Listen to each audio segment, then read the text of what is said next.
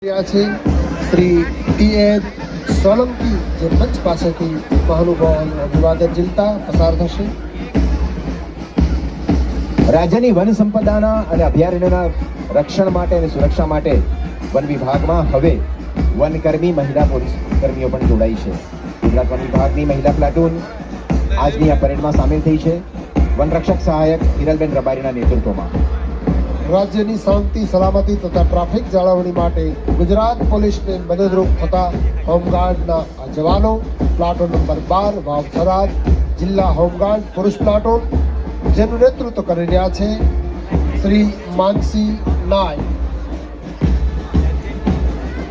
અને હવે platoon number 13 Vav Tharad જિલ્લા ગ્રામ રક્ષક દળ પુરુષ પ્લાટૂન રાજ્યની શાંતિ સલામતી તથા ટ્રાફિક જાળવણી માટે ગુજરાત પોલીસને મદદરૂપ થતા ગ્રામ રક્ષક દળના આ જવાનો જે પ્લાટૂનની અગવાઈ કરી રહ્યા છે પોલીસ સબ ઇન્સ્પેક્ટર શ્રી બી.વી.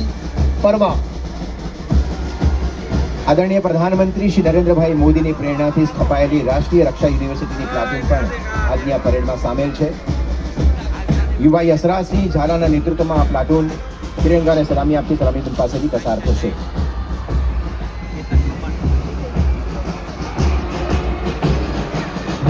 બરાબર તેની પાછળ છે રાષ્ટ્રીય સેવા યોજના NSSની પ્લાટૂન.